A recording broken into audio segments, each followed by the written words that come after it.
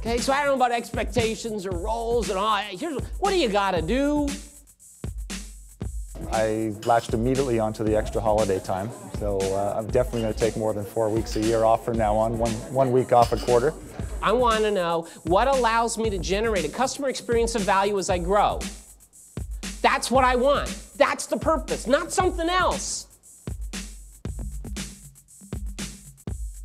Michael Walsh, founder and president of Kaizen Consulting, has been helping small business owners achieve profit growth and personal satisfaction since 1995.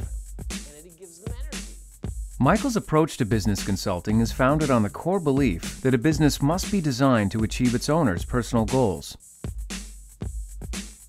You know, you work on your vision for your company and you work on growing your company. There's all of these other things that you also do during your day, and it's very easy to slide back into that day-to-day stuff and things related to strategic planning and your vision.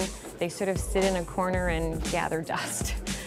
His expertise stretches across business disciplines, including finance, sales and marketing, recruiting and people management, and succession planning, to name a few. What we're going to talk about today is large-scale growth for small businesses. His client roster includes business owners across many professions, including architects, doctors, financial planners, real estate brokers, manufacturers, marketing agencies, and technology companies. Is that like, you know, it's 10 a.m. and payroll's due at 4 and you're 23,000 short? Is that excitement? That's excitement. That one's easy. Great. How about here? What do you want from your business? Enjoyment. Okay, so specifically? Looking forward to getting up in the morning and getting at it. Okay, great. Thanks. So, you know, we find that there's a lot of common themes that occur here. Well, we find it quite often, there's a number of things that people want in business. They want growth in their business. They want personal independence and freedom. Did you know that it's actually easier to double or triple your business than it is to have consistent 15% increases? Most small businesses, what you do is you generally gravitate to whatever your natural capacity level is. Real estate company, down in the States that we worked with, 2002, just before we started with them, $11.3 million in sales. And their sales is their commissions, about 200 real estate agents. 2004, 2 years later, $29 million. First of all, growing a business, look, it's not for the weak of heart. Let's not kid ourselves. It takes hard work. There's your profit and customer value. By the way, that's the whole game. If it's a better deal for your customer to write you a check than it is to keep their money in their jeans or give it to your competitor, they will work with you. If it's a better deal for you to take their money and provide that service, you will work with them. The rest of this is just leverage as you scale. But that's the core foundation of all of it. People. 80% of all problems in business, once you hit a certain size, revolve around the people. How many people know the difference between leadership and management? Management, very specifically, is about taking talent and turning it into performance. That's what managers do.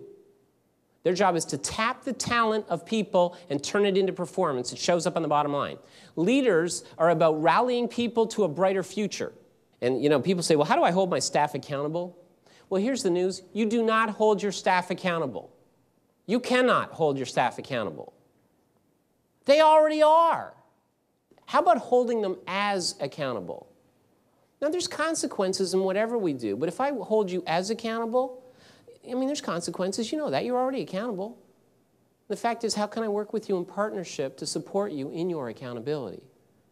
Did you know that being an entrepreneur is the most honorable profession? It's the most honest profession in the world. And it's not that you're all altruistic. It's that your customers vote with their feet. And it takes about 30 days. If you're off, they go. If you've only got 5 people, you don't have a lot of wiggle room. But if you're growing, remember growing, growth? Oh, yeah, that. When you're growing, you can afford to bring people in and you can shift the mix. So actually growing is an easier way to get this accomplished than if you're not. So you're separating these out. Now, collectively, some people call this the job description. Don't go there. What are the to-dos? What are the skills and the attributes? So what are the skills I need specifically to do this role, and what are the attributes that'll fit with the company?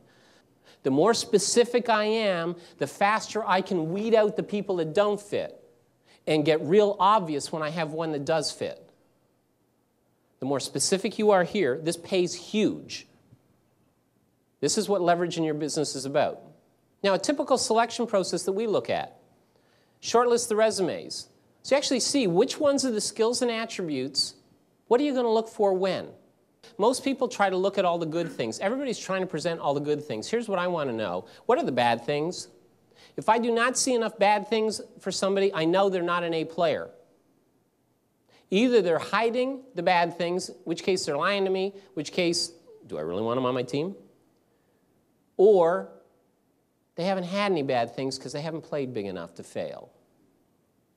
So ideals are useful because they inspire our goals. Boy, it would be ideal to get that. You know, if I got this big deal, that'd be really ideal. But then you get the big deal. Is that still what's ideal? What happens? It moves back, doesn't it? So the useful part of ideal is that it inspires our goal. The problem with ideal is measurement. Look at where you started your business. Did you ever think you'd be this far now?